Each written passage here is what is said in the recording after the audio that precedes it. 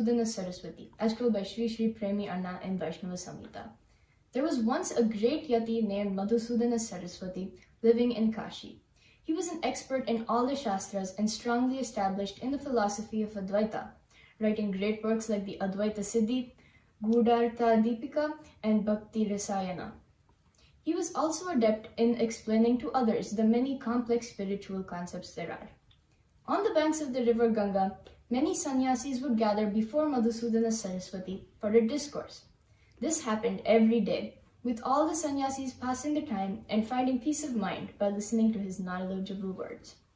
Together, they would delve deeply into defining the many Vedantas and Upanishads, which detail philosophical studies.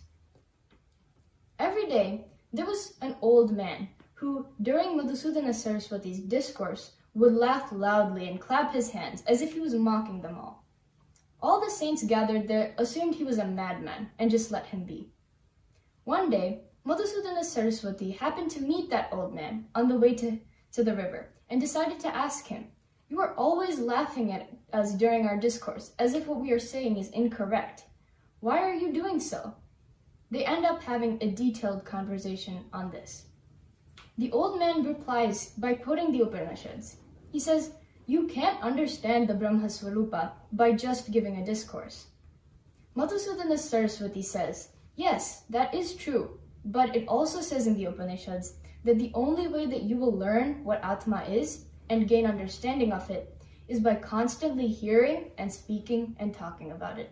That is why we always give discourses and discuss it with each other."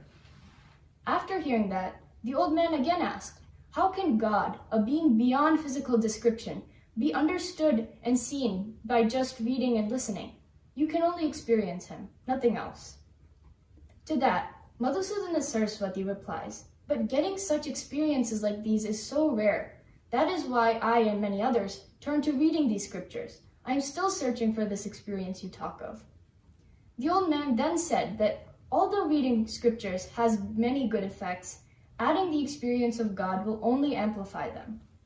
Upon hearing this, Madhusudhana Saraswati was shocked. He said, "So many great people like Shankaracharya have written many enlightening commentaries for the benefits of people. Are you saying those too are a waste?" The old man replies by just saying, "It is still necessary to read these scriptures, but you are special. You are blessed with this knowledge and virakti already. You will definitely achieve the experience of God. All you need to do is add bhakti." As an example, it is like a sailboat cruising along the water. With just one adjustment of its sail, it will catch the wind and carry you to your destination, faster and smoother than otherwise. Madhusudhana Saraswati immediately realizes that this old man he once considered to be a madman was in reality very wise and a good example of satsangam to lead him in the right direction. He thanks the old man for all he says, but also asks him, "If this is true, what is the path that I can take to get there?" When the old man heard that Madhusudhana Saraswati wanted to know this path, he responded by telling him that there are many paths, like yoga, karma yoga, jnana yoga, what Madhusudhana Saraswati had already been following, and many more. Every one of these paths are great, but for you there is one path that is best suited. Come with me and I will show it to you. And with that said, this old man started running. He was running so fast that Madhusudhana Saraswati had a hard time keeping up with him. They reached the banks of the river Yamuna, and suddenly the old man disappeared. Madhusudhana Saraswati followed him and looked, but he couldn't find him. What he actually found was a vision of the absolute Brahman he had been searching for the experience of this whole time. He got Krishna darshanam. Vamshi vabhushi takaram navanirada sannibham Pitambaralamkritancha pakva bimba faladharam. He saw Sri Krishna with a flute in his hand, a yellow silk garment, lips like ripe berries, and the complexion of a fresh rain-bearing cloud, and eyes like lotus flowers. After seeing this Krishna, Madhusudhana Saraswati, stunned by the bliss of the darshanam, experienced the ultimate realization, Parananda, which means supreme happiness. As mentioned in sloka number 31, Brahmanubhuti, that the vision of Krishna is the ultimate Brahman.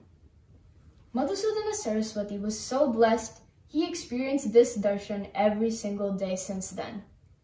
Sri Premi Anna concludes by saying that the sweet and charming Lord Krishna, just as he used to steal butter, steals away the hearts of many people and yogis, and ultimately blesses them with eternal devotion and darshan, just like he did with Madhusudhana Saraswati. Radha Krishna.